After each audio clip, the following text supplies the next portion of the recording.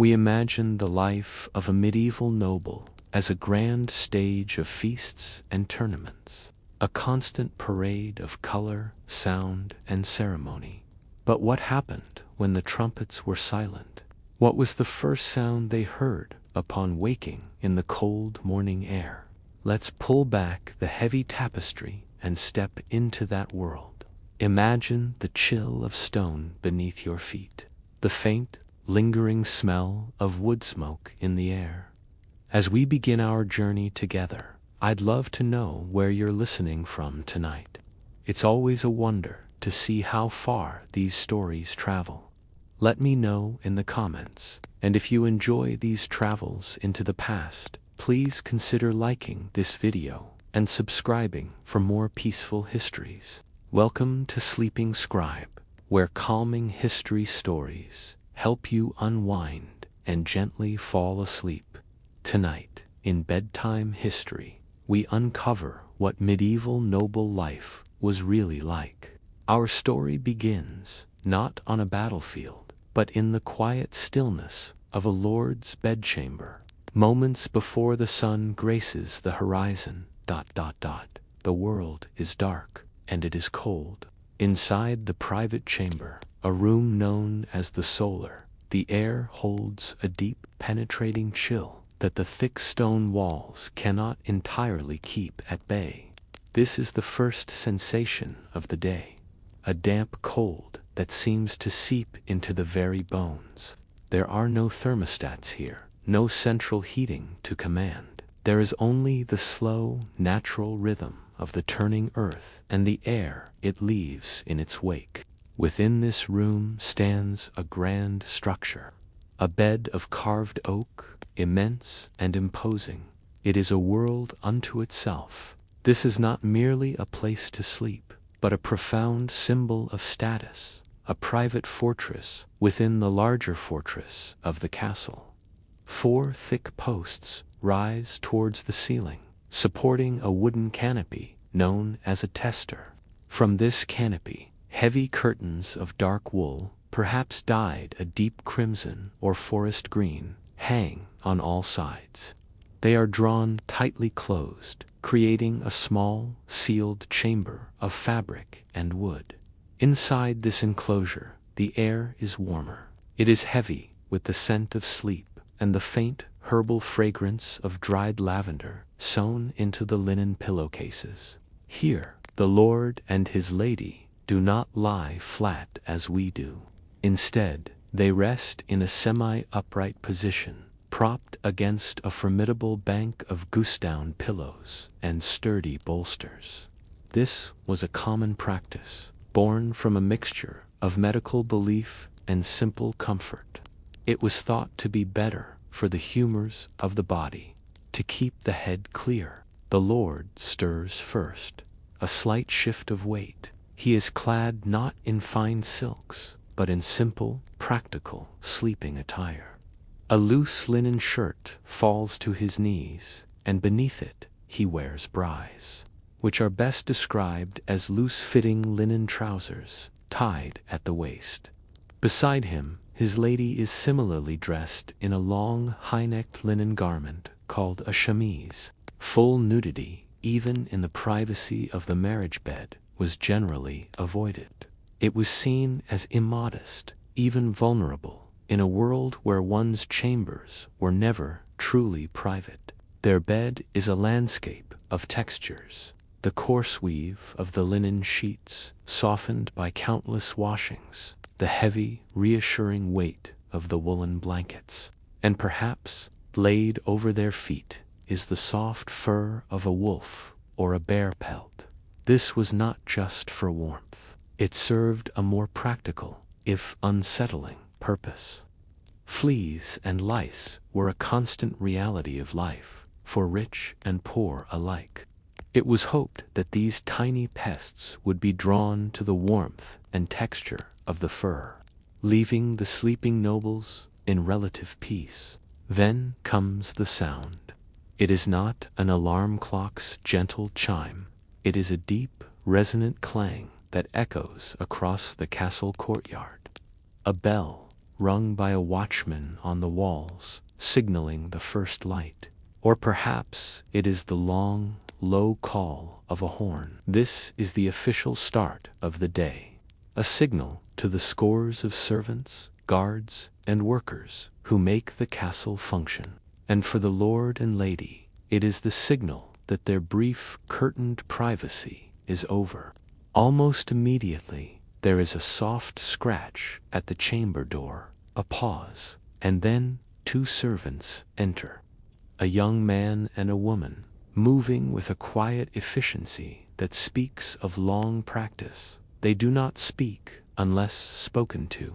Their presence is as expected and as unremarkable as the furniture in the room.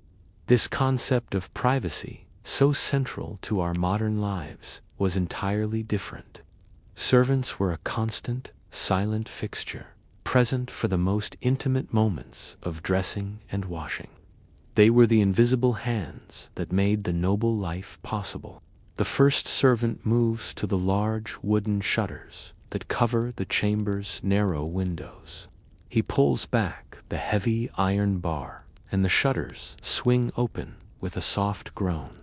The light that enters is not bright, but a pale, gray wash, the color of dawn on stone. With it comes a fresh wave of cold air. The second servant, a young woman, kneels at the great stone hearth. With flint and steel, she strikes a spark into a small bundle of tinder. She blows on it gently, her breath a white cloud in the frigid air, until a tiny flame catches. Carefully, she adds kindling, then larger logs, and soon a fire begins to crackle and hiss. The scent of burning oak slowly begins to fill the room, a welcome perfume against the dampness. Now, the lord and lady part the heavy bed curtains. They swing their legs over the side of the high mattress, their bare feet meeting the cold, unforgiving stone floor. There are no soft carpets, only a few woven rushes scattered here and there. The chill is a shock to the system. The servants bring forward a basin and a ewer, a large jug of water. The water is cold, drawn from the castle well hours ago. Sometimes, for the lady, it might be warmed slightly by the new fire and scented with rosemary or lavender, herbs believed to have cleansing properties.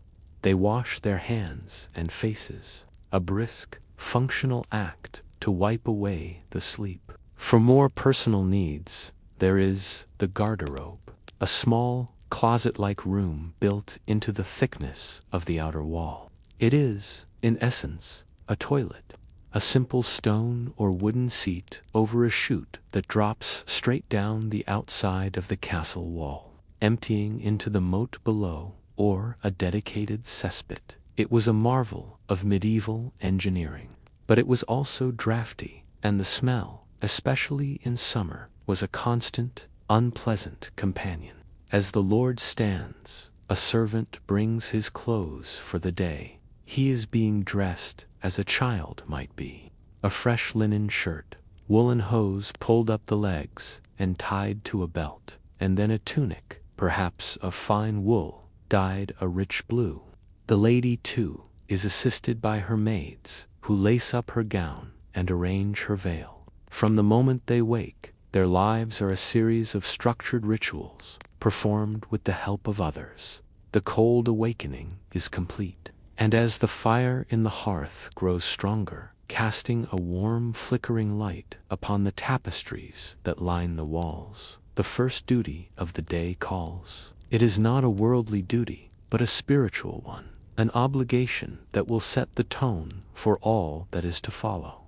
The family descends from the private solar.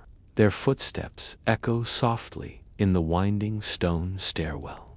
They are not headed for a great hall filled with retainers, but for a much smaller, more intimate space, a place of quiet contemplation.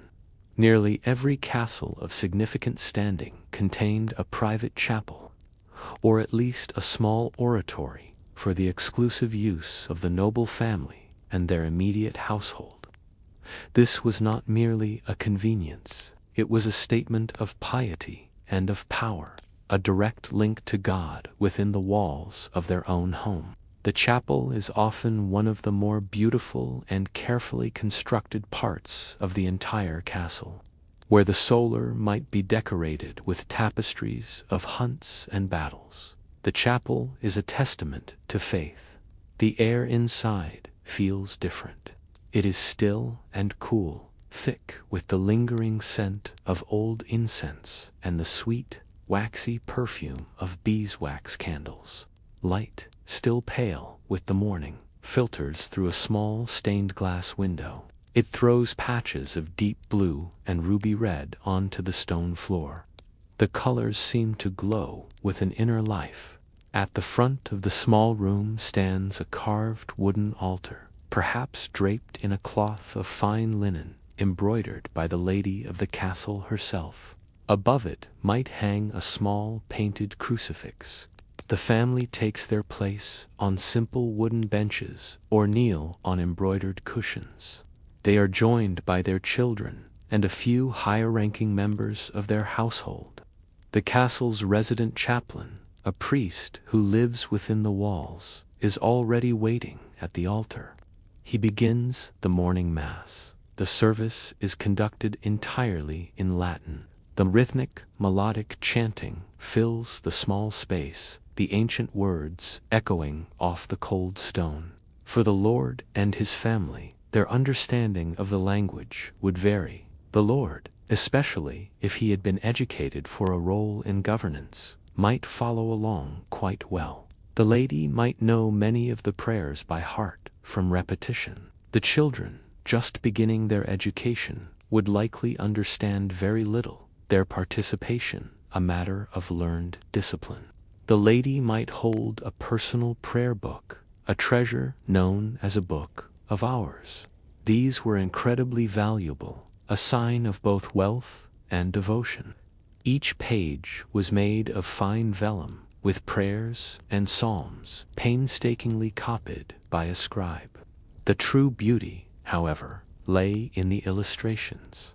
Intricate borders of twining vines and flowers, and miniature paintings depicting scenes from the lives of the saints, all shimmering with gold leaf. For her, this book was a private, tangible connection to her faith. Religion in the medieval period was not a compartmentalized activity reserved for one day of the week. It was the very fabric of existence. It dictated the calendar, marking the passage of time, not with months, but with a cycle of feast days and saints' days. It dictated their diet with days of fasting, such as Fridays, where meat was forbidden. It dictated their moral code and their understanding of the world. Their very position in society, their lordship over vast lands and countless people, was understood as a sacred trust, a status granted to them by the will of God through the divine right of kings and nobles. The morning mass reinforced this worldview. It was a reminder of their place in a divinely ordained hierarchy, below God and the king, but far above the common man. It was also a moment for personal reflection. The practice of confession to the chaplain was a regular part of life, a way to unburden the soul and reinforce the social and religious order. They prayed for guidance, for protection from illness and war, and for the souls of their ancestors. They held a deep veneration for saints and holy relics, a belief that these holy objects held a tangible piece of divine power. The chaplain himself was a key figure in the household. He was not only their spiritual guide, but often served as a secretary, a record keeper, and, most importantly, a tutor for the Lord's children. His influence was woven into the daily operations of the castle. He was a man of God, but also a man of practical importance. As the final Latin prayer fades into silence, a sense of order has been established, a sense of peace. the family kneels for a final moment, the rustle of their heavy woolen clothing, the only sound in the chapel. They have fulfilled their first and most important duty of the day. They have tended to the needs of their souls.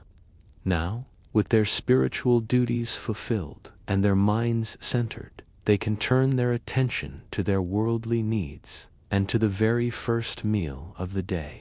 Leaving the solemn quiet of the chapel, the family does not proceed to the vast, echoing space of the great hall. That hall, with its long trestle tables and cavernous hearth, will come to life later in the day. The morning meal is a more private, understated affair. It is taken back in the solar, or in another small chamber reserved for the family. The very name of the meal tells its story: breakfast, to break the fast of the night. The modern image of a grand, hearty breakfast feast does not apply here. For most healthy adults in the nobility, the morning meal was surprisingly light. It was an act of sustenance, not an occasion for indulgence.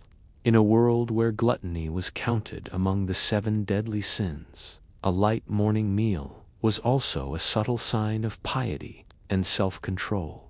It demonstrated a mastery over the base appetites of the body. Servants bring a small table and set it near the now roaring fire. Upon it, they place not a wide array of dishes, but a few simple, high-quality staples. The centerpiece of the meal is bread, but this is not the coarse, dark bread of the common folk.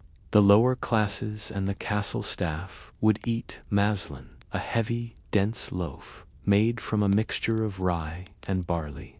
The nobles, however, ate manchet. This was a fine, soft bread made from the best white wheat flour, sieved multiple times to remove all the bran. It was a pale, light bread, and its very whiteness was a symbol of status. It smelled richly of yeast and the heat of the castle ovens. To accompany the bread, there is no coffee or tea. Those beverages are centuries away from arriving in Europe. Instead, the drink of choice is either wine or ale. A pewter goblet is filled for the lord, perhaps with a red wine from Gascony, imported at great expense. For the lady and the older children, it might be a small beer or ale. These drinks were not primarily for intoxication. In fact, they were often watered down, especially in the morning. Their main purpose was hydration and safety. Water from wells or rivers could be unreliable, a source of sickness. The fermentation process of wine and ale killed off many harmful bacteria, making them a much safer alternative. The taste of the morning ale is slightly sour, with a fruity, earthy undertone. It is a nourishing, if not particularly strong, beverage. There might be a small pat of butter or a piece of cheese to accompany the bread, but often it was just the bread and the drink. The main meal of the day, called dinner, would be served in the middle of the day, usually around 10 or 11 in the morning. That is when the true feasting would occur. This morning repast was simply to tide them over. Only certain members of the household were likely to have a more substantial breakfast. The very young children whose growing bodies needed more fuel, the elderly whose health might be fragile, or anyone who was sick or recovering from an injury. For them, the cooks might prepare a warm pottage, a thick, savory stew of vegetables, grains, and perhaps some scraps of meat or bacon simmered for hours over the fire. The meal is eaten quietly. There is little conversation. The sounds are the gentle clink of a goblet on the wooden table, the soft tearing of bread. From their vantage point in the solar, they might look out the window. Down below, in the castle bailey, the day is now fully underway.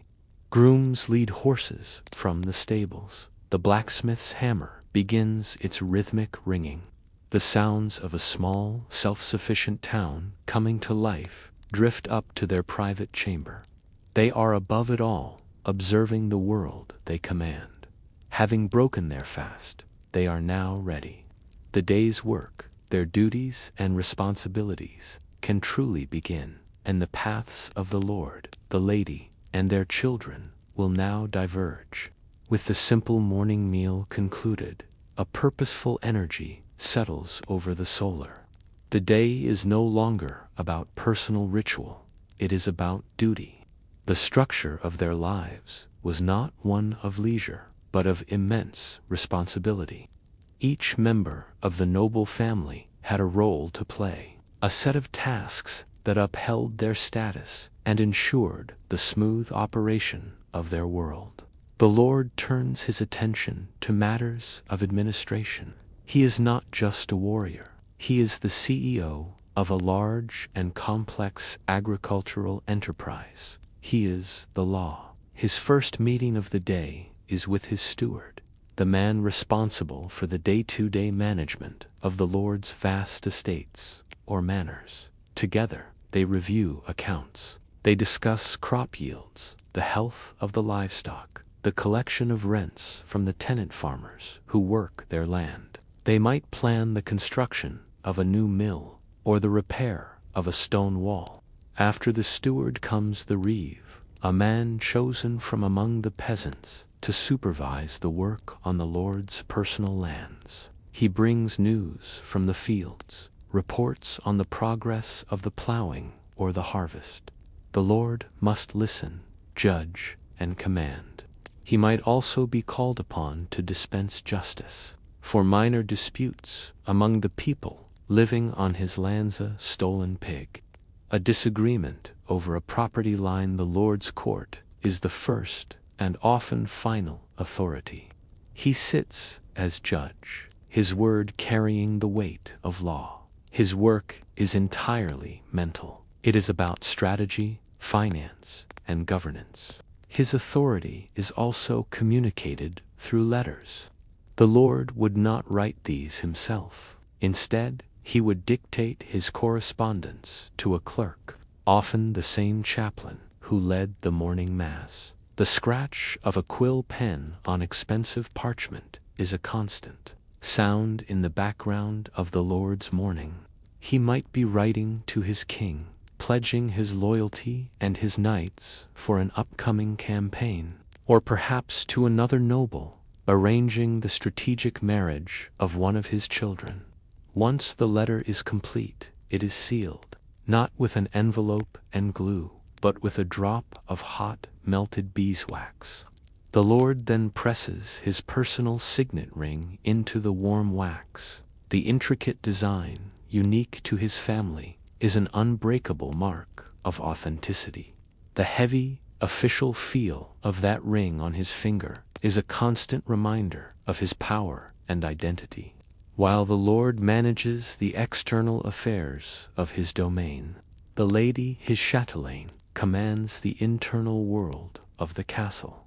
She is not a delicate figure of leisure. She is the chief operating officer of a massive and complex household.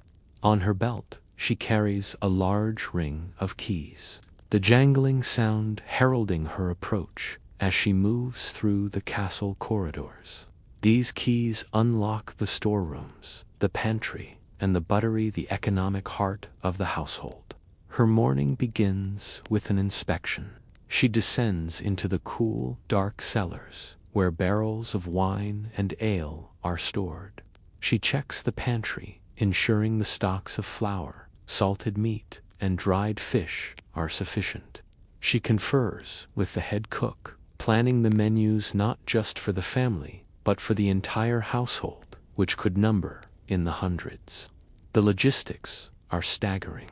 Her domain also includes the production of textiles. In a dedicated chamber, women sit at looms, weaving linen and wool into cloth for the household's needs.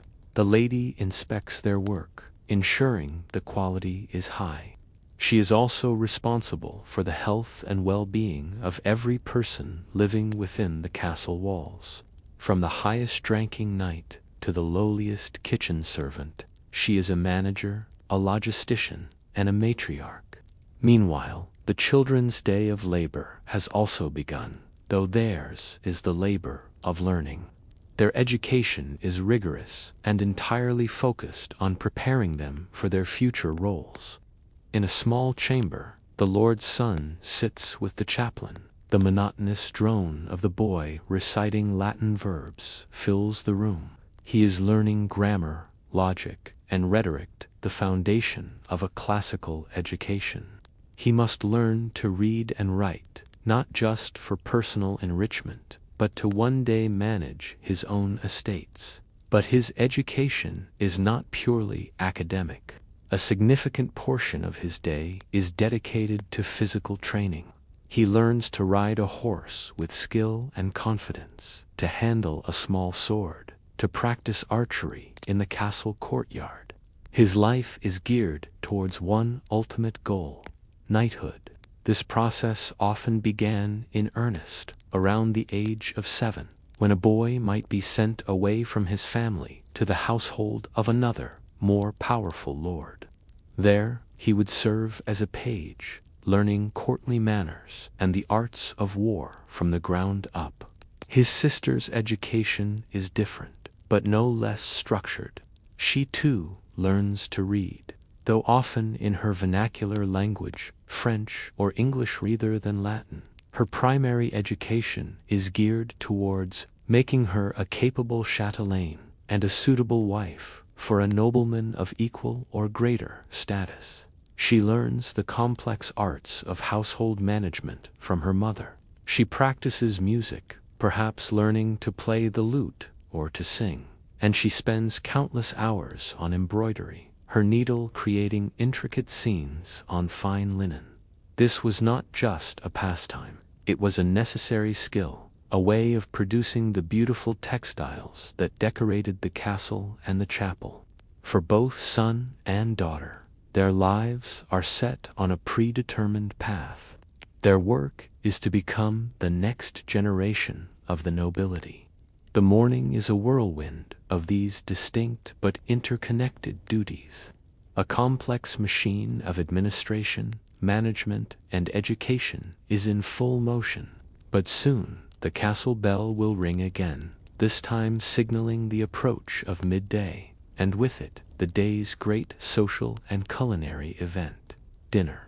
Of all the morning routines we've explored, from the cold awakening to the day's first duties, which one do you think would be the most difficult to adapt to? Let me know your thoughts in the comments below. The morning's duties, though vital, were but a prelude, a quiet preparation for the great centerpiece of the day. As the sun reached its highest point in the sky, a new energy began to build within the castle walls. A summons would sound, not the solemn toll of the chapel bell, but the bright, expectant call of a trumpet. It was time for dinner, and in the medieval world, dinner was not a quiet evening meal. It was the heart of the day, served between the hours of 10 and noon. The entire household converges on the great hall. This is the castle's grandest chamber, a place of cavernous proportions, with a ceiling so high that the thick oak beams seem to disappear into shadow. The air within is a complex mixture of scents, the sharp, clean aroma of fresh herbs, like meadowsweet, crushed underfoot on the rush-covered floor, the smoky perfume of tallow candles and torches burning in iron sconces, the rich, mouth-watering promise of roasting meat. This is a room built to impress. Great, colorful tapestries hang on the cold stone walls, depicting heroic battles or intricate hunting scenes. They are not merely decoration. They are a vibrant display of the Lord's wealth and a crucial layer of insulation against the stone's persistent chill. High above, Colorful banners, bearing the family's coat of arms, hang limp in the smoky air. The gathering is not a chaotic affair. It is a masterpiece of social order, a living map of the castle's strict hierarchy. Like castles at the far end of the hall, on a raised wooden platform known as the dais, sits the high table. This is the stage. Here, the lord and his lady take their seats in the most ornate, high-backed chairs, commanding a view of the entire room. They are flanked by their children and any honored guests, a visiting knight, a powerful churchman, or a neighboring lord. Below them, stretching down the length of the hall, are long, simple trestle tables. Here, the rest of the household is seated according to their exact rank. The most important individuals, the steward, the constable, the chaplain, sit closest to the dais. Further down are the lesser nobles, the squires, and the household knights. Their position is defined by one crucial object, the great salt cellar. This was often an elaborate creation of silver or pewter, sometimes shaped like a ship or an animal. To be seated above the salt was to be a person of consequence. To be below the salt was to be of a lower station. Before the first morsel of food is served, a ceremony unfolds. Servants move through the hall, carrying basins and ewers of scented water. They pour a gentle stream over the hands of each guest, who then dries them on a linen towel. It is a moment of ritual purification, a practical necessity in an age of eating with one's hands. As the last person is tended to, a hush falls over the boisterous room. From a minstrel's gallery, built high into the wall, the soft notes of a lute or a harp may begin to play. The chaplain stands, and a simple prayer of thanks, a grace, is offered in Latin.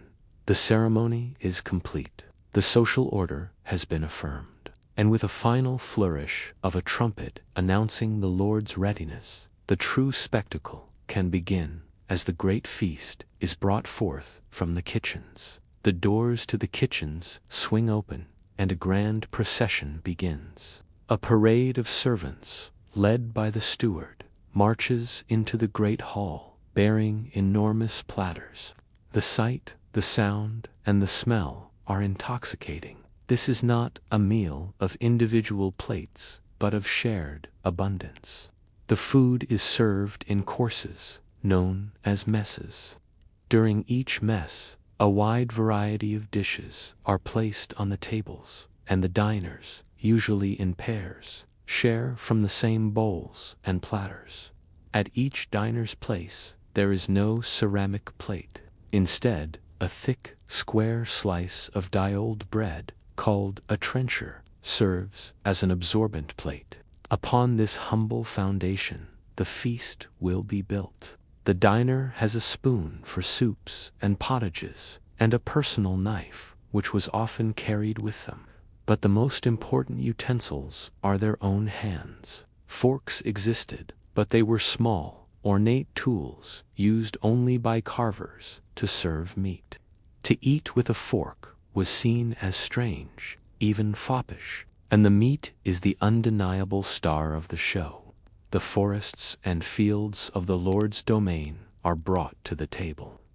There is venison, its dark meat rich and gamey. There is wild boar, roasted whole with its fearsome tusks still intact.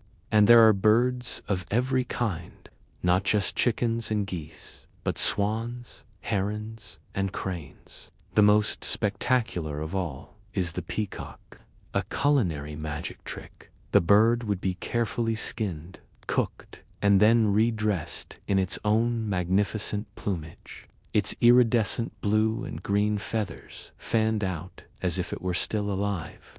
It was a dish designed purely to inspire awe, but the flavor is as important as the presentation.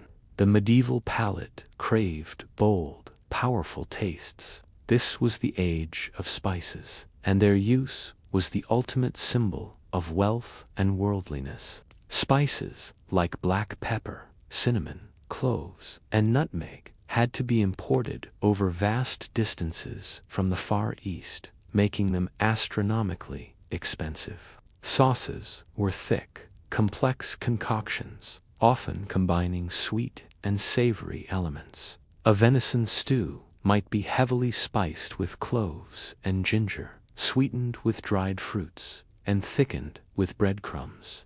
A fish dish might be bathed in a vibrant yellow sauce, colored with precious saffron. Between the main courses, the spectacle reaches its peak. The cooks present subtleties, or subtleties. These were incredible, edible sculptures, fantastical creations made from sugar paste, marzipan, or jelly. They could be castles with tiny banners, knights on horseback, or mythical beasts. They were not just food.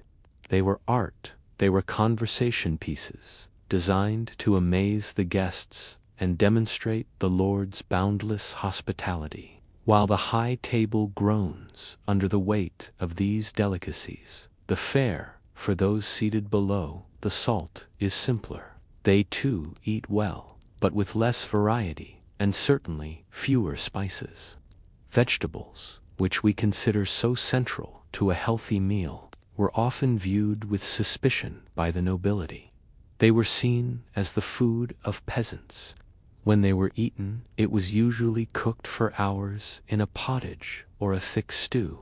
Throughout the meal, the drinks flow freely. A servant known as the butler, whose name comes from the French four-bottle, oversees the service of wine and ale from a station called the buttery. He ensures that the goblets, often shared between two people, are never empty. The sound of the hall is a symphony of life. The music from the gallery, the chatter and laughter of hundreds of diners, the scrape of knives on wooden trenchers. Even amidst this joyful chaos, there are strict rules of table manners. A guest must not place their elbows on the table. They must not speak with their mouth full, and, most importantly, they must wipe their mouth clean on a napkin before drinking from a shared cup, so as not to leave a greasy film on the rim. The great dinner is a feast for all the senses. It is a ritual that nourishes the body. But more importantly, it reinforces the bonds of the community and the power of the Lord. And as the final subtleties are cleared away and the trenchers are gathered to be given to the poor at the castle gate, the long afternoon stretches ahead, offering a chance for leisure, sport, and the pursuit of noble pastimes. The great dinner concludes, not with a slow, languid winding down, but with a surge of new energy. The Lord rises from the high table, and a change comes over the hall. The air, thick with the smell of food and wine, now fills with the sounds of preparation for the afternoon's pursuits. For the Lord and the men of his household, the hours after dinner are not for napping or quiet contemplation. They are for the hunt. The hunt was far more than a simple sport. It was the perfect image of the medieval noble's life, a display of skill, power, and mastery over the natural world. It was also, and perhaps most importantly, essential training for war. The frantic chase on horseback honed a knight's riding skills to a razor's edge. Tracking a wild animal through the dense forest taught patience and observation. And cornering a dangerous beast like a wild boar was a profound test of courage, a miniature battle against a ferocious foe. The right to hunt was a fiercely guarded privilege. The vast forests surrounding the castle were not common land. They were protected by a separate and incredibly strict set of regulations known as forest law. These laws preserved the beasts of the chase, primarily deer, boar, and wolves exclusively for the nobility. For a commoner to be caught poaching, to hunt the Lord's deer, was a crime punished with extreme severity. The forest was the lord's private training ground and his personal larder. As the hunting party assembles in the castle courtyard, the scene is one of controlled chaos. Horses, bred for speed and stamina, snort and stamp, their breath misting in the cool air. The master of hounds, a highly respected member of the staff, struggles to control the pack of specialized dogs. There are lean, elegant greyhounds, built for incredible speed, and powerful, muscular mastiffs known as alans, prized for their ability to bring down large game. The baying and barking of the hounds is a frantic, echoing chorus. There were two main ways to conduct a hunt. One was known as parforce, by strength. This was the classic chase, where huntsmen on horseback would follow the hounds as they pursued a single animal, often a stag, across miles of countryside. The other method was bow and stable. In this style, beaters would drive a herd of animals through the woods towards a line of stationary archers, who would then take their shots from concealed positions. Today, it is a hunt par force. A magnificent stag has been spotted, and the chase is on. The lord gives a signal, and the huntsman raises a curved horn to his lips. He blows a sharp, metallic blast. This is not a random noise. The horn calls were a complex language, with specific signals to indicate the type of animal being hunted, the start of the chase, or if a hound had gone astray. The party surges forward, leaving the castle behind and plunging into the green twilight of the forest. The world becomes a blur of motion and sound. The thunder of dozens of hooves shakes the soft earth. The frantic baying of the hounds echoes through the ancient trees as they catch the scent of their quarry. Branches whip at the riders' faces. The smell is of damp earth, crushed leaves, and pine. It is a pure, exhilarating rush, a feeling of absolute freedom and power. Ahead, there is a flash of brown and white. The stag breaks through the undergrowth, its great antlers held high as it leaps over a fallen log. The chase is truly on. After what feels like hours, the great stag, exhausted, is finally cornered by the hounds. It turns at bay, ready to make its last stand. The lord dismounts, and with a spear, he makes the final, swift kill. There is no cheering, but a moment of ritual respect for the fallen animal. The process of butchering the deer, known as the breaking, is not a messy chore, but a formal ceremony performed by the chief huntsman with specific, practiced cuts. The best meat is reserved for the high table, but the entrails, the heart, liver, and lungs, known as the umbles, are set aside. These would be cooked into a savory pie for the huntsmen and servants. To be offered a piece of this umble pie was to accept a meal of lesser, humble parts, the likely origin of our phrase, to eat humble pie. The hunt is a success. It has provided food, training, and a thrilling affirmation of the lord's dominance over his realm. While the men were engaged in the vigorous and often dangerous pursuit of the hunt, the ladies of the castle were not idle. Their afternoons were also filled with skillful and refined pastimes, a reflection of their graceful status. They too would often venture out of doors, but their activities were of a different character. One of the most prized skills for a noble woman was falconry. In a walled garden or a nearby meadow, the lady and her attendants would practice this ancient art. A hawk or a smaller, swifter merlin would be perched on the lady's gloved wrist. Its soft weight was a familiar, living presence. With a flick of her wrist, she would release the bird, which would spiral up into the sky, a dark shape against the blue. It would circle once, twice, then dive with breathtaking speed to strike its prey. This was not a brutal spectacle, but a display of immense skill and the deep bond between the falconer and her bird.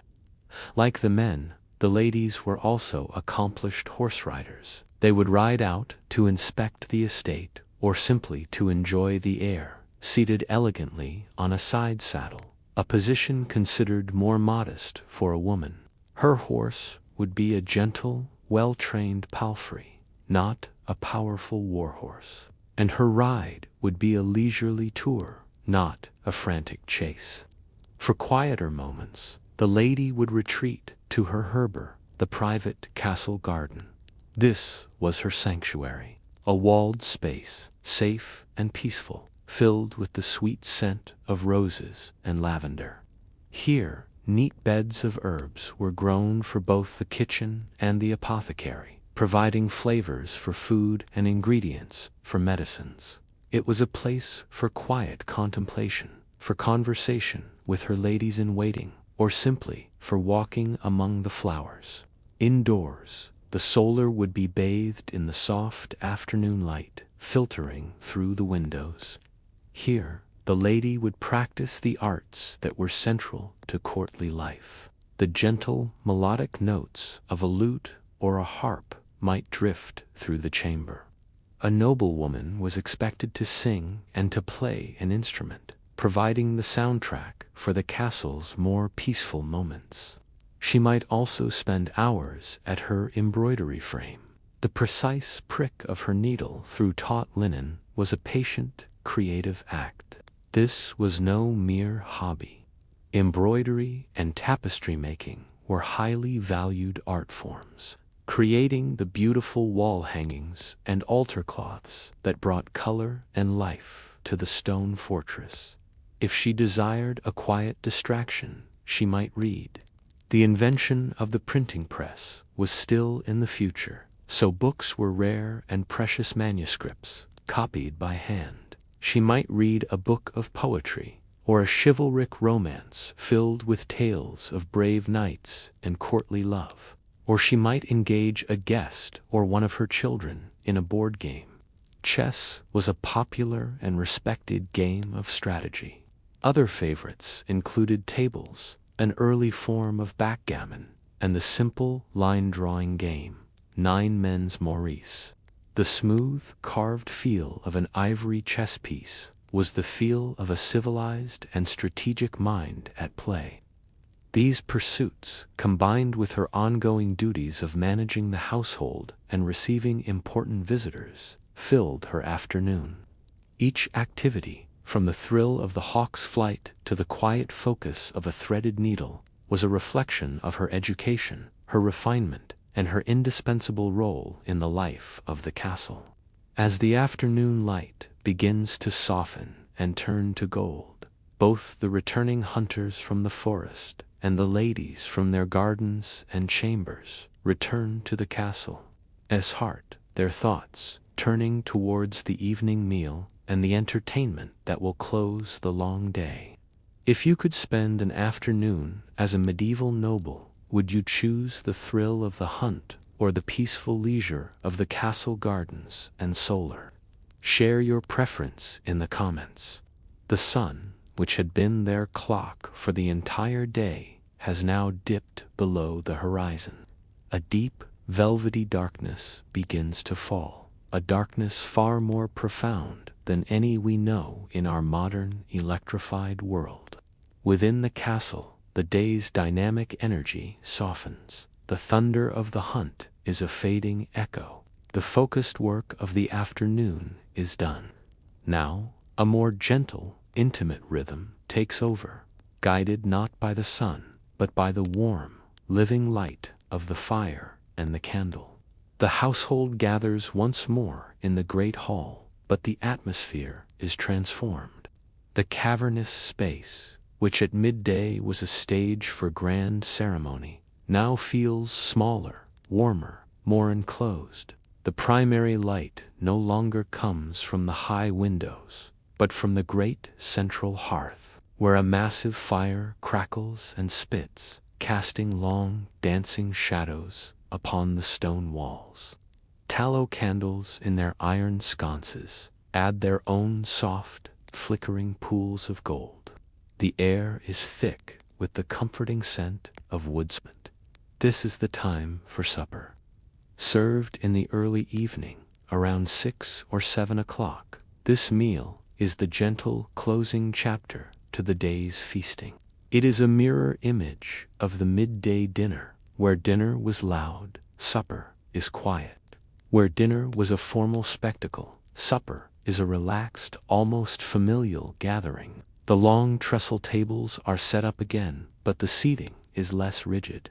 The full household might not even be present. Often, this meal is a more private affair, reserved for the noble family, their household knights, and their closest advisors. The food reflects this change in mood. There is no grand procession from the kitchens, no peacocks dressed in their own feathers. Supper is a meal of simple sustenance, a quiet comfort before the long night. Often, it consists of the leftovers from the magnificent midday dinner, presented without ceremony. A platter of cold sliced venison, a hearty pottage kept warm by the fire, and always good bread and cheese. The simple aroma of baked bread and sharp-aged cheese fills the air, a humble perfume compared to the exotic spices of the earlier feast. If it is a Friday or another fast day, the table would be laden with poached fish, eggs, and dairy, with no meat in sight. The conversation, which at dinner was formal and public, is now a low, contented murmur. The lord, sitting at the high table, might use this time for informal discussion. He speaks with his constable about the state of the castle's defenses, or with a trusted knight about the news from a neighboring estate. The clinking of pewter goblets is one of the few sharp sounds, a gentle punctuation in the quiet hum of the hall.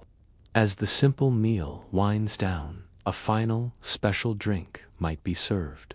This is hypocras, a sweet, spiced wine that serves as the medieval equivalent of a nightcap. Red wine is heated gently with a heady mix of cinnamon, ginger, cloves, and sugar. The resulting drink is warm, fragrant, and deeply comforting. It was believed to aid digestion and, more importantly, to encourage a peaceful, sound sleep. The warmth of the spiced wine radiates through the body, a perfect defense against the encroaching chill of the evening. When the last of the hypocras has been enjoyed, the meal is officially over.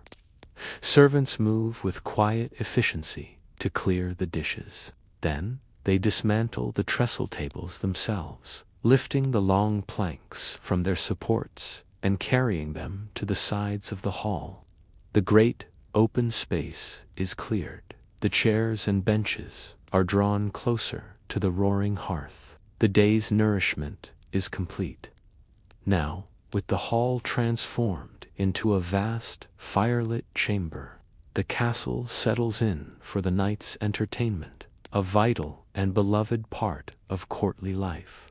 The great central hearth is now the heart of the world. The entire household gathers around its radiating warmth, their faces illuminated by the flickering flames. The stone walls seem to recede into darkness, creating a feeling of a small, intimate community huddled together against the vast, silent night. This is the time for stories, for music, for the simple diversions that soothe the mind after a long day. Perhaps tonight, the castle is lucky enough to host a traveling entertainer, a minstrel or a jongleur, a man whose only home is the road, and whose only wealth is the trove of stories and songs he carries in his memory. He is given a place of honor by the fire, a cup of wine in his hand. After a moment, a hush falls over the hall. He takes up a small harp, its wood polished smooth by years of use, and begins to pluck a simple, haunting melody. Then he begins to sing, in a resonant voice that fills the hall. He recounts a portion of an epic poem, perhaps the Chanson de Roland, a tale of heroism and betrayal, of the great Emperor Charlemagne and his valiant knights. In a world where most people could not read, these storytellers were the keepers of history, the guardians of culture. The household listens, captivated. The young squires lean forward, their eyes wide, imagining themselves as the heroes of the tale. The lord nods slowly, the story reinforcing the very values of chivalry and duty by which he lives his life. When the epic tale reaches its conclusion for the night, the mood might shift. The household's own musicians, who had played from the gallery during dinner, now joined the circle. One might play a gentle tune on a wooden flute, its clear notes rising like a bird's song towards the smoky rafters. Another might accompany on a viol, an early stringed instrument played with a bow, which produces a sound both melancholy and sweet. They play familiar ballads, songs of love and loss, and the household might even join in on a well-known chorus. And then a flash of color and a jingle of bells. The court jester, or fool, tumbles into the firelight. He is a whirlwind of chaotic energy, dressed in mismatched, brightly colored clothes. He is a licensed entertainer, a man who lives outside the strict social hierarchy of the hall. He might perform incredible feats of acrobatics, walking on his hands, or juggling apples with impossible skill. But his true craft is wit. He tells jokes and weaves elaborate, nonsensical stories that leave the household roaring with laughter. The fool holds a unique and powerful position. He is often a highly intelligent and observant man, and his costume gives him a special license to speak truths that no one else would dare. He can gently mock the lord for his temper, or tease the lady about a new gown, all under the guise of humor. He is a release valve for the pressures of this structured life, a reminder not to take oneself too seriously. He might pose a series of riddles, and the whole hall, from the lord to the kitchen boy, will shout out answers, their minds sharpened by the clever wordplay. On some evenings, there might be dancing, not the elaborate paired dances of later centuries, but simple, communal line dances or circle dances. A musician strikes up a lively rhythm, and the members of the household, laughing and holding hands, move through the simple, repetitive steps. It is a moment of pure, uncomplicated joy, a physical expression of their shared community. For the lord, the evening might also offer a moment of quiet strategy. He might motion to an honored guest, and they will retreat to a small table at the edge of the firelight. A chessboard is brought forward. The two men begin a silent, intellectual battle, their minds focused on the carved wooden pieces. The game of chess was seen as a perfect metaphor for warfare and statecraft, a noble and worthy pursuit. These diversions are the glue that holds the household together. They are not just idle fun. They are the way a culture transmits its values, its history, and its sense of self. They are a shared experience that reinforces the bonds between everyone living under the castle's roof. As the music grows softer, as the last riddle is solved, the great fire in the hearth begins to burn low. The orange flames turn to glowing red embers. The last story has been told. The time has finally come for the castle to sleep. A quiet signal is given. The lord and lady rise from their chairs by the fire. This is the cue for the household to disperse. The long day is finally at its end. Servants come forward, lighting fresh candles from the embers of the fire. The lord and lady, are not expected to find their own way to their chamber through the dark and winding passages. They are escorted, a small procession of light moving through the deep shadows of the castle. The single flame of a candle casts a small, trembling pool of light, making the surrounding darkness seem even more immense. As they make their way to the solar, the sounds of the castle, being secured for the night, echo through the stone corridors. The deep, heavy thud of a massive wooden bar being dropped into place across the main gate. The distant call of a watchman on the battlements, his voice a lonely but reassuring sound in the night air. The castle is being sealed, turned from a bustling center of life into a silent, impenetrable fortress. They arrive at the solar. The fire in the hearth has been recently stoked and burns brightly, a welcome sight. While the castle outside grows cold, this chamber is a pocket of warmth and security. The ever-present servants are waiting for them. Gently, they help the lord and lady undress.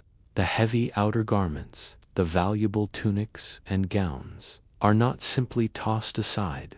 They are carefully folded and stored away in wooden chests. The simple linen sleeping clothes are brought forward. The bed, with its thick curtains, stands waiting like a dark, silent sentinel. But the sheets inside will be cold and damp. One of the most welcome rituals of the night now takes place. A servant brings a warming pan, a long-handled brass container with a hinged lid. It has been filled with hot, glowing coals from the hearth. The servant opens the bedclothes and slides the pan back and forth between the linen sheets. A comforting, dry warmth spreads through the bed, chasing away the chill and making it an inviting haven. The lord might wear a simple cloth nightcap, not for fashion, but for the practical purpose of keeping his head warm. This, along with the final cup of spiced hypocras, is a simple creature comfort in a world of drafts and cold stone. Before climbing into the now warm bed, they kneel for a moment for their final private prayers, a quiet personal moment of reflection and thanks, a final communion with God before entering the vulnerability of sleep. Even here, in this most private moment, they are not entirely alone. Underneath the great four-poster bed is a truckle bed, a low cot on wheels. Here, a trusted personal servant will sleep. This serves a dual purpose. It is a matter of security, an immediate guard against any nighttime threat. It is also a matter of convenience. Should the lord or lady need anything during the night, a drink of water, another blanket assistance is only a whisper away. The fire in the hearth is carefully banked. The logs are arranged so that the embers will glow slowly, providing a minimal amount of heat throughout the night without the risk of a dangerous fire. The servants give a final bow and retreat, leaving one candle burning. The lord and lady finally climb into their high bed. The last act of the day is to reach out and pull the heavy bed curtains shut. The thick wool drapes fall into place with a soft rustle, sealing them in. Their world shrinks to this small, dark, and blessedly warm tent within the cold, silent room. The day is done. The last candle is extinguished. The solar is plunged into darkness. The only light, the faint, deep red glow from the banked embers in the hearth. The castle is now a world asleep. From the outside, it is a great black silhouette against a sky of brilliant, cold stars. The only signs of life are the tiny, distant points of light from the watchmen's torches as they make their slow, lonely rounds on the battlements. The only sound is the low whistle of the wind as it curls around the stone towers. Inside the heavy curtains of the great bed, the lord and lady are adrift in the first part of their slumber. For many in this era, sleep was not a single, unbroken stretch of 8 hours. Historical records suggest a pattern of first sleep and second sleep. They might sleep for several hours, wake up naturally in the deep quiet of the night for an hour of quiet reflection, prayer, or intimacy, and then fall back asleep until dawn. It was a rhythm of rest deeply connected to the natural cycles of light and darkness. Their day, which began with the chill of a stone floor, has ended in the warmth of a well-tended bed. It was a life of immense, almost unimaginable privilege, built on the labor of hundreds of others. But it was also a life of constant, unyielding duty. The Lord's mind, even in sleep, might be occupied with the responsibilities of his land, his people, his king. Every moment of his day, from the prayers he said to the seat he took at dinner, was a performance, a reinforcement of the divinely ordained hierarchy that placed him at its peak. It was a life of stark, jarring contrasts. The exquisite taste of imported spices and the constant, unpleasant presence of fleas. The beauty of a hand-painted prayer book and the brutality of the hunt. The soaring music of a harp in the hall and the chilling draft from a poorly sealed window. Their world was not governed by the precise ticking of a clock, but by the grand, slow turning of the sun and the seasons. It was this routine, this predictable framework of prayer, duty, and ritual, that provided a sense of stability in what was often a dangerous and uncertain world. The castle sleeps. It is not just a fortress of stone. It is a living household, a complex organism that has now settled into a period of quiet rest. The horses are quiet in the stables. The great kitchens are dark and cool. The storyteller dreams of heroes, and the children dream of the day's lessons and games. The deep silence is a testament to the security of the walls that surround them. And within that silence, the human elements that connect us across the centuries can be felt. A quiet word shared between husband and wife in the dark. The memory of a shared laugh at a jester's joke. The simple, universal feeling of safety, of being warm and sheltered while the cold wind blows outside. The final embers in the hearth fade from red to gray. The long day has reached its end, ready to begin all over again in exactly the same manner, with the first light of the rising sun. And so, our day in the medieval world comes to a close. Within the heavy curtains of the great bed, the noble lord and lady are asleep, their world shrinking to the darkness and warmth of their chamber. The castle, a beast of stone and wood by day, now slumbers under the stars, its rhythms stilled until the morning bell. We've walked through their halls, sat at their table, and felt the rhythm of their lives. Thank you for joining me on this journey. For those of you ready to drift off, I wish you a peaceful night's rest. For any curious scribes still awake, our story isn't quite over. Stay with me as we now reflect on the very idea of nobility itself. For those of you still with me on this journey, the story of our noble family has drawn to a close. Their day, with its rituals of prayer, duty, and rest, is complete. But to truly understand their world, we must now do what a scholar does in a quiet library after the story has been told. We must step back. Let us imagine the life we have just witnessed, not as a single story, but as a single, intricate thread woven into a much larger and more complex tapestry. To understand the thread, we must first understand the design of the whole cloth. Our modern world is built on the idea of individuality, of fluid social structures, and the possibility of change. The medieval world, however, was built on a foundation of divine order and collective identity. At the very heart of their understanding of society was a powerful, all-encompassing theory known as the Three Estates. Let us gently turn the pages of this idea. Imagine a beautifully illustrated manuscript, and on it, a diagram of a tree with three great branches. Each branch represents a fundamental pillar of their world.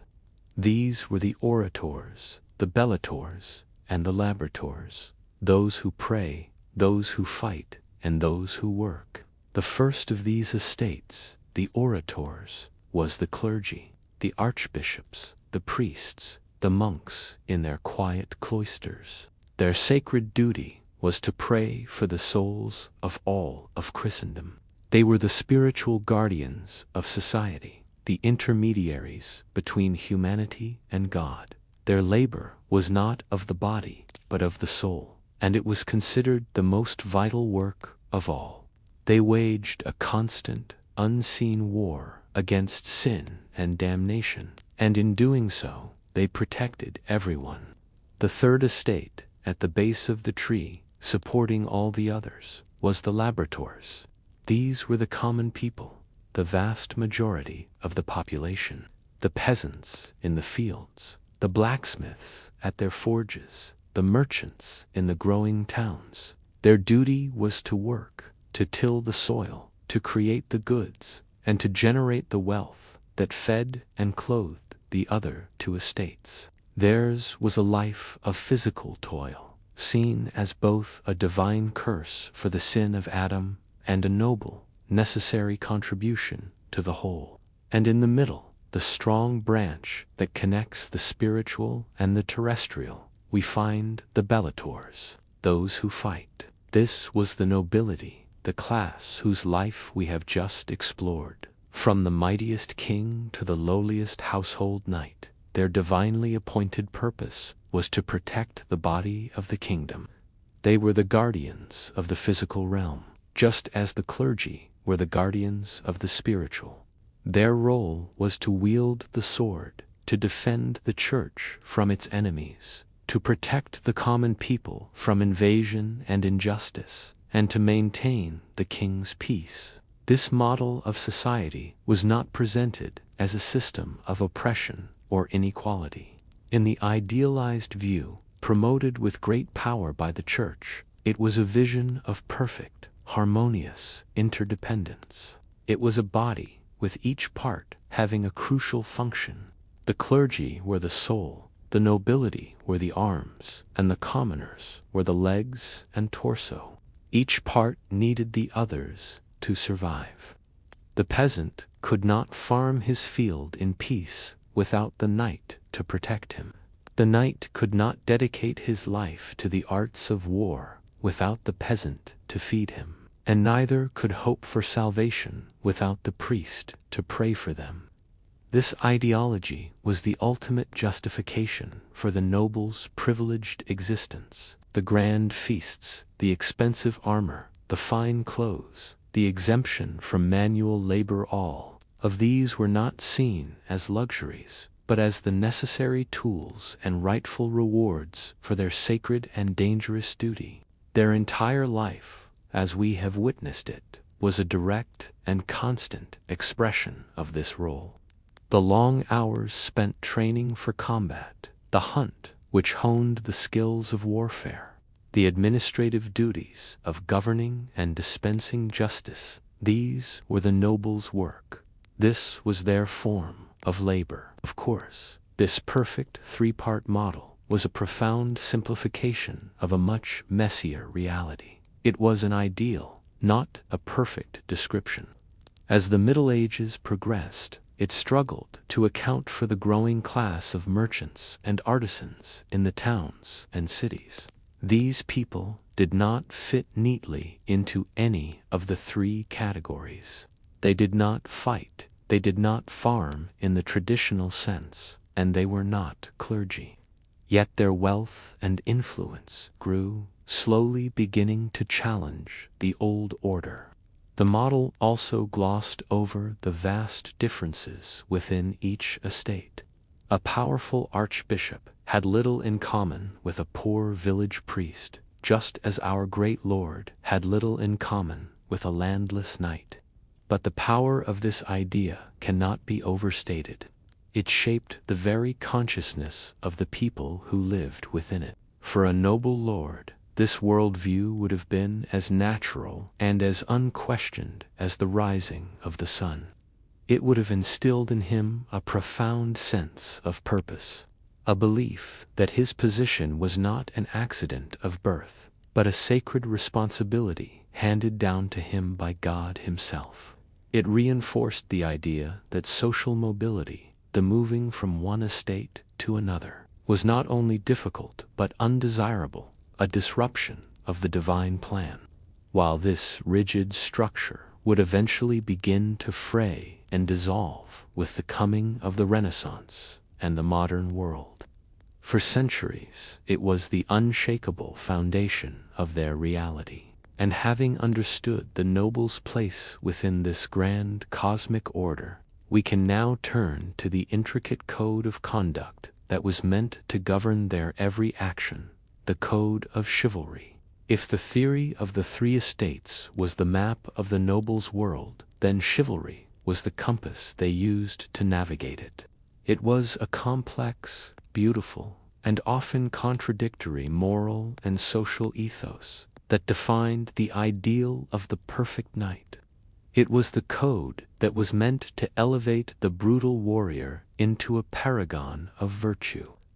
To understand chivalry, we must first look to its origins, which are found in the very word itself. It derives from the old French word chevalier, which simply means horseman.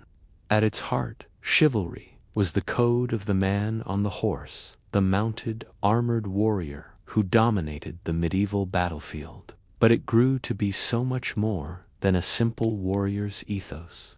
Over time, it became a rich blend of three distinct elements: the ferocious pride of the warrior, the deep piety of the Christian faith, and the refined elegance of courtly manners. These three strands were woven together to create the ideal knight.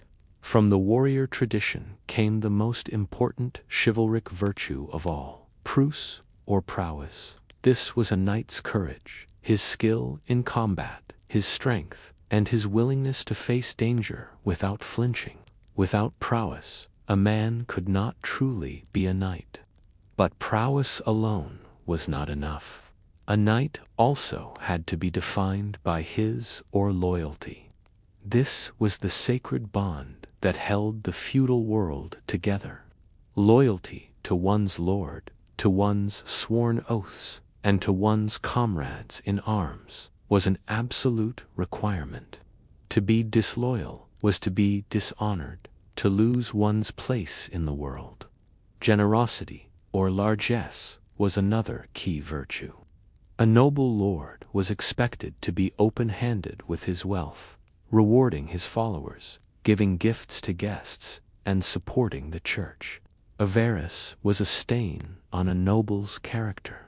And finally, there was courtesy, the refined manners and eloquent speech that demonstrated a knight's civilized nature. A major force in shaping this code was the church.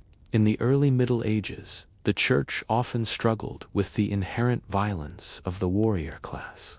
But rather than trying to eliminate it, they sought to sanctify it. They worked to Christianize the knight, promoting the powerful idea of the Miles Christi, the Knight of Christ. This was a warrior who fought not for personal glory or greed, but for God and for the protection of the innocent. This ideal reached its zenith during the Crusades, when knights were called upon to travel to the Holy Land and fight for their faith. The church blessed their swords and promised salvation for their sacrifice.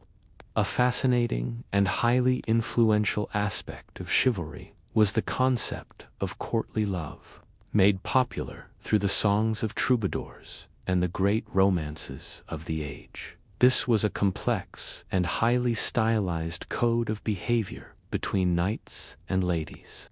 In the tradition of courtly love, a knight would devote himself entirely to a high-born lady, often a woman who was already married and therefore unattainable. He would perform great deeds in her honor, wear her colors in tournaments, and write poetry praising her beauty and virtue. This was rarely about physical consummation. It was an ennobling passion, a romantic ideal that was meant to inspire the knight to be a better man, to be more courteous, more brave, and more virtuous, all for the love of his chosen lady. Of course, we must be careful not to mistake the ideal for the reality. The shining armor of chivalry often concealed a much harsher truth. The chivalric code, with its emphasis on courtesy and honor, was often a class-based system. A knight might treat a captured noble opponent with the utmost respect and honor because they were equals. But that same knight might treat the common soldiers or the peasants of a captured town with brutal disregard. Chivalry was the code of their class, a set of rules for how nobles should interact with other nobles. It did not always extend to those below them on the social ladder. One of the most visible expressions of the chivalric ideal was the tournament. These events began as chaotic and incredibly violent mock battles, or melees, that were little more than training exercises for war. But over time, influenced by the ideals of chivalry and courtly love, they evolved into highly structured and theatrical spectacles. The joust, where two knights would charge at each other with lances, became the main event. Tournaments were a stage where knights could display their prowess, win fame and fortune, and pay homage to the ladies who watched from the stands, their silk banners fluttering in the breeze. To further bind knights together and promote the chivalric ethos, great orders of chivalry were established. Some were military and religious, like the famous Knights Templar or the Knights Hospitaller, founded during the Crusades. Others were secular, like the prestigious Order of the Garter, established by the King of England. These orders created a brotherhood of elite knights, bound by solemn oaths to uphold the highest ideals of their class. The literature of the time, especially the magnificent cycle of Arthurian legends, the stories of King Arthur, Lancelot, and the Knights of the Round Table, was, perhaps, the most powerful force of all in spreading these ideals across Europe. These stories provided a shared mythology, a set of perfect, if tragic, role models for every knight to aspire to. Chivalry was not a simple checklist of rules. It was a living, breathing, and constantly evolving ideal, a beautiful and somber dream of the perfect warrior that haunted the imagination of the medieval nobility. This elaborate social structure and the complex code that guided it were not abstract theories floating in the air. They were built upon a very real, very tangible, and very solid foundation: the land. To understand the power and the lifestyle of the noble we have followed, we must understand his relationship to the earth beneath his feet and to the people who worked it. This relationship was governed by two interconnected systems that formed the engine of the medieval world: feudalism and manorialism. Let us first consider feudalism. Feudalism was, at its core, a military and political system that defined the relationships among the warrior nobility themselves. It was a great pyramid of personal oaths. At the very top was the king, who, in theory, owned all the land in his kingdom, but it was impossible for him to manage and defend it all himself. So, he would grant large parcels of land, known as fiefs, to his most powerful and trusted nobles, the great lords, dukes, and earls. In exchange for this land, the lord swore a solemn oath of fealty to the king. He promised to be his loyal vassal, and most importantly, to provide the king with a specified number of trained, armored knights when called to war. That great lord, in turn, would subdivide his vast fief. He would grant smaller parcels of land to lesser lords or individual knights, and they, in turn, would swear an oath of fealty to him, promising him their loyalty and their military service. This created a vast, interlocking web of reciprocal obligations, binding the entire warrior class together. It was a system designed for a world without large, standing armies or a strong central government. It was a way to raise an army and to govern the land through a series of personal bonds. If feudalism was the political skeleton, then manorialism was the economic muscle that gave it life. Manorialism was the system that organized the agricultural economy of the lord's fief. The basic unit of this economy was the manor. Imagine looking down from the highest tower of our lord's castle. The view you would see is the manor.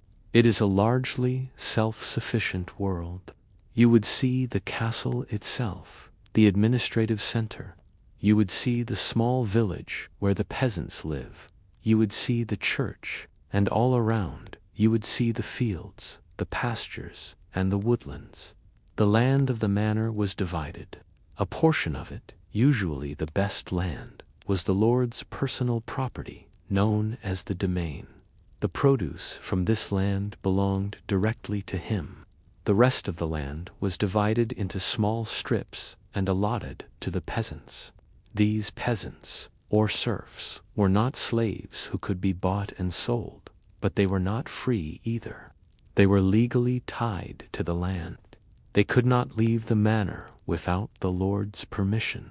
In exchange for the lord's protection and for the right to farm their small plots of land to feed their own families, they had to work. For several days a week, the peasants were obligated to labor in the lord's fields, planting, plowing, and harvesting his crops. Their work on the domain is what produced the food for the great feasts, the barley for the castle's ale, and the oats for the lord's war horses. But their obligations did not end there. The lord owned the only mill for grinding grain, the only oven for baking bread, and the only press for making wine or cider. The peasants had to use the lord's facilities, and for this they had to pay a fee, usually a portion of their flour or bread. It was this system that created the vast wealth and leisure that supported the noble lifestyle. The armor, the horses, the tapestries, the spices, everything we have seen in our story was paid for by the surplus labor of the peasants who worked the land. This created a life of constant obligation. The lord had a duty to provide military service upwards to his own overlord or king, and he had a duty of protection downwards to the people of his manor. This relationship could be paternalistic, with the lord and lady taking a genuine interest in the well-being of their people, but it was fundamentally and profoundly unequal. The entire system was designed to extract wealth from the land and the labor of the many for the benefit of the few. And at the heart of this world, the center of both the feudal and manorial systems, stood the castle, a symbol of power, a center of administration, and a home, the castle. No other structure so powerfully captures the essence of the Middle Ages. It is an icon of strength, of romance, and of a world long past. As we conclude our reflections, let us consider the dual nature of this incredible building. For the castle was always two things at once. It was a grim, ruthlessly efficient military fortress designed for war, and it was a complex, bustling domestic space designed for living. It was the physical embodiment of the noble's role as both a warrior and a ruler. The origins of the castle were simple and practical. The earliest examples like the Maton castles built by the Normans after their conquest of England, were not the great stone structures we imagine today. They were fortifications of earth and wood. A tall, conical mound of earth, the motte, was built, and a wooden tower was placed on top. At its base was a large, enclosed courtyard, the bailey, protected by a wooden palisade and a ditch. They were effective and could be built quickly. But as the centuries passed, these wooden structures gave way to stone. Castle design was a constantly evolving science, a medieval arms race between the attacker and the defender. As siege engines, like the mighty trebuchet, became more powerful, capable of hurling massive stones over long distances, castle walls grew higher and thicker. The design of concentric castles was developed, with one line of walls inside another, creating a deadly, layered defense. Every feature of the castle's exterior speaks of its military purpose. The crenellated battlements at the top of the walls provided cover for archers. The narrow arrow slits, wider on the inside, allowed a defender to shoot with a wide field of fire, while presenting only a tiny target to the enemy.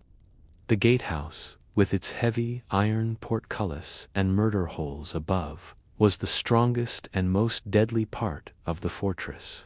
And yet, within these formidable defenses, life went on. We have spent time in the solar, the private sunlit chamber of the Lord and Lady, often with large windows and a warm hearth, a clear sign of its function as a residence. We have visited the private chapel, an oasis of piety and art within the fortress walls. We have walked in the herber, the small, enclosed garden that provided herbs, flowers, and a space for quiet contemplation. The castle's dual nature is perfectly captured in its staircases. Some were narrow, winding spiral staircases, designed to spiral clockwise to give a right-handed defender the advantage over an attacker climbing up. Others were grand, wide staircases designed to impress visitors and allow for stately processions. The castle was a living statement of power. It was deliberately built to dominate the surrounding landscape, a man-made mountain of stone that projected the Lord's authority for miles around. It was a constant, visible reminder to all who lived in its shadow of who was in charge. But it was also a bustling, self-contained community. It was home not just to the noble family, but to a vast household of servants, soldiers, craftsmen, and officials. The cost of building a great stone castle was astronomical, a project that could take decades and consume the entire wealth of a lord's estate. As the Middle Ages drew to a close, the world began to change. The development of effective gunpowder and cannons spelled the end of the castle's military supremacy. Stone walls that could resist a catapult for weeks could be battered into rubble by cannonballs in a matter of hours. The castle's role as a fortress declined. Some were abandoned, falling into the beautiful, romantic ruins that still dot the European landscape today. Others were transformed. Their defensive features were removed, larger windows were added, and they slowly transitioned into the comfortable, grand, stately homes of a new, more peaceful era. They became less of a fortress and more of a palace. The medieval noble, the code they lived by, and the castle they called home were all threads in a complex tapestry of society. Their daily life, so structured and strange to us, was the living embodiment of a worldview built on duty, faith, and power. It was a world of stark contrasts, but one that left an indelible mark on our own. Thank you for reflecting with me. If you are still awake, we have one last journey to take. let us explore a few more hidden corners of the castle before we say goodnight. And now, for those of us still awake, still drifting peacefully in the quiet darkness of the castle, let us explore a few last hidden corners. The great story of the day is over. The broader history has been told. What remains are the quiet details, the secret whispers of a life long past. Think of these not as lessons, but as soft, fading images to accompany you on your final journey into sleep. Let us begin with the clothes they wore, the beautiful art of adornment. In the medieval world, a person's status was written on their body for all to see, and the clearest language it was written in was the language of fabric. At the pinnacle of this world of textiles were the impossibly luxurious fabrics imported from the East, silk and velvet. Imagine the feeling of velvet, its deep, soft pile absorbing the light of the fire, or the cool, smooth whisper of silk against the skin. These were fabrics so precious they were often reserved for the highest nobility and the church. Below these came the wools, but not all wool was created equal. A wealthy lord or lady would wear a fine, soft wool, expertly woven and dyed a brilliant color. It would hang in heavy, elegant folds. A peasant, by contrast, would wear a coarse, undyed wool, rough to the touch and practical for a life of labor. Linen made from the flax plant was the fabric of the unseen. It was used for undergarments, for the chemise and the bries we saw our nobles wearing, as well as for coifs and veils. It was soft, washable, and comfortable against the skin. Such was the importance of these distinctions that they were often enshrined in law. Sumptuary laws were regulations that dictated, with incredible precision, who was allowed to wear what. A wealthy merchant's wife might be forbidden from wearing the same expensive fur trim as a duchess, or from using cloth of gold in her gown. These laws were designed to keep the visual order of society intact, to ensure that no one could dress above their station. Color, too, was a language of wealth. Bright, saturated colors were difficult and expensive to produce. Most dyes came from the natural world.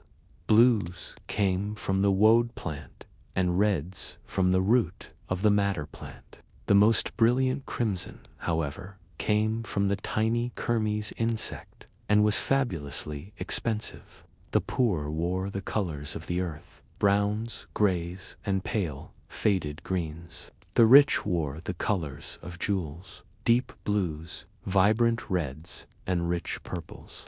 The wardrobe of a noble was built in layers. First, the linen undergarments.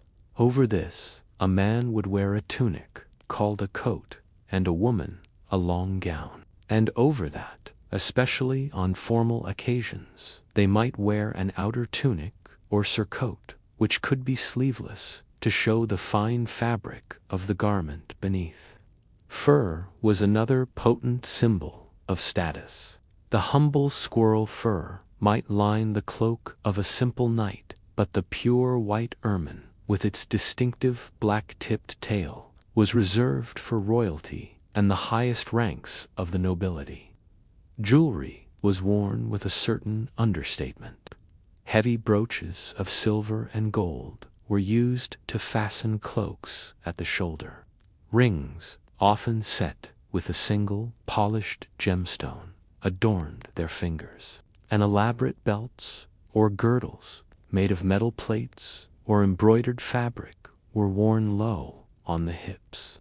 Headwear was absolutely essential. A noble lady would almost never be seen in public with her hair uncovered, instead wearing intricate veils, nets, or, in the later Middle Ages, the towering conical headdress known as the hinnet. Men wore hoods for warmth, or hats of felt or beaver fur. Their clothing was their second skin, a beautiful and complex tapestry of wealth, status, and identity. It was so valuable, in fact, that specific garments were often listed as precious heirlooms in their wills, to be passed down with the same care as a castle or a title. From the outward appearance of the body, let us now drift inward to the medieval understanding of health. In a world without knowledge of germs or viruses, how did they conceive of illness and wellness? Theirs was a gentle, holistic system, based on a search for balance. It was a world governed by the four humors. This ancient theory, inherited from the Greeks and Romans, taught that the human body contained four essential fluids, or humors: blood, phlegm, yellow bile, and black bile. Each humor was associated with an element: air, water, fire, and earth, and a quality: hot, cold, wet, or dry. A healthy person was one in whom these four humors were in perfect balance. Illness, therefore, was simply the result of an imbalance, an excess of one humor over the others. The primary way to maintain this delicate balance was through diet. Every food, every drink, every herb was classified according to its humoral quality. A person with a fever, considered a condition of excess heat, would be fed cool foods like cucumber or fish. A person suffering from a cold, an excess of cold and wet phlegm, would be given hot and dry things like pepper, ginger, and roasted meats. The art of the medieval cook was not just about flavor, but about creating meals that were perfectly balanced to maintain the health of the household. When diet was not enough, a physician might be called. A doctor in the Middle Ages was a man of great learning, accessible only to the wealthy. His primary diagnostic tool was a urine flask. By examining the color, clarity, and even the smell and taste of a patient's urine, he believed he could determine the nature of the humoral imbalance.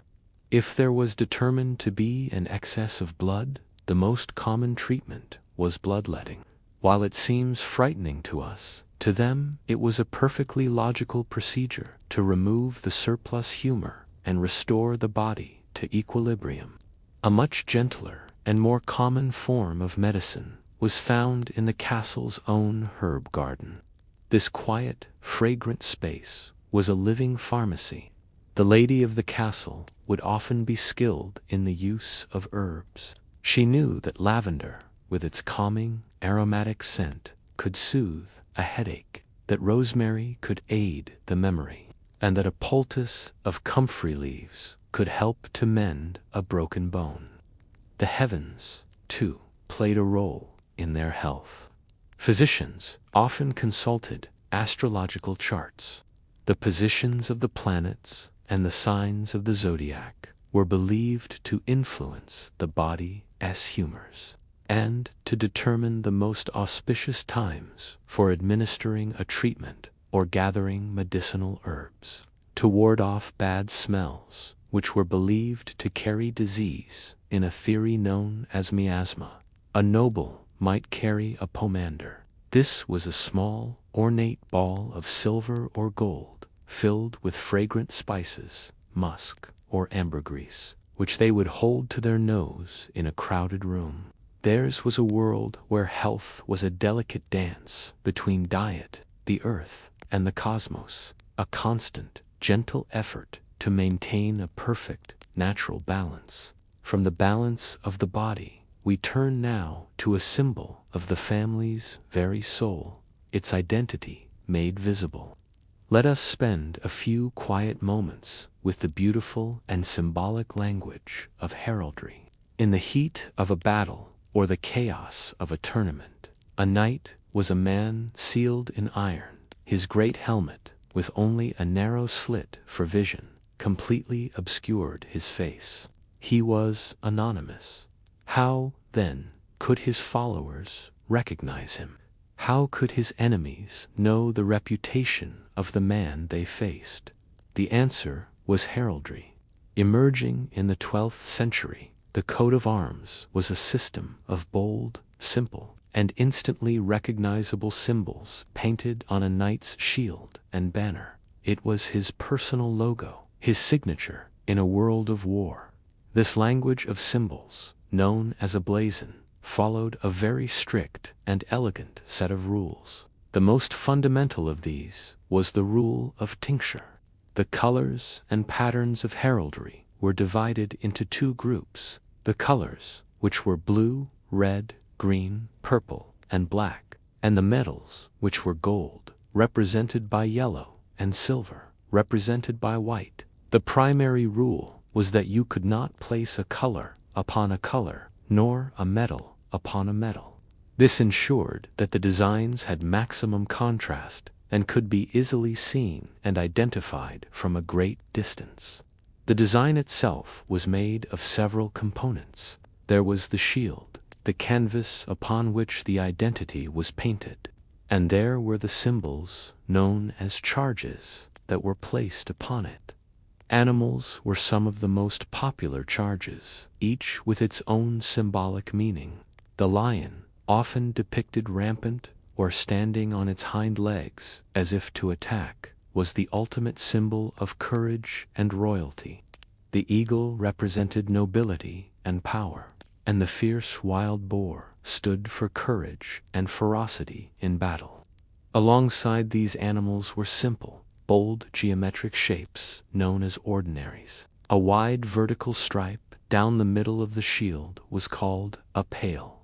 A horizontal stripe was a fess. A diagonal stripe was a bend, and a V-shape was a chevron. These simple, powerful designs were the building blocks of heraldic language. This system was overseen by professional experts known as heralds. They were the official record keepers of all the coats of arms in the kingdom. It was their job to ensure that no two families had the same design. They acted as masters of ceremony at tournaments, announcing the knights by calling out the description of their shields. Over time, the coat of arms became more than just a tool of identification for an individual knight.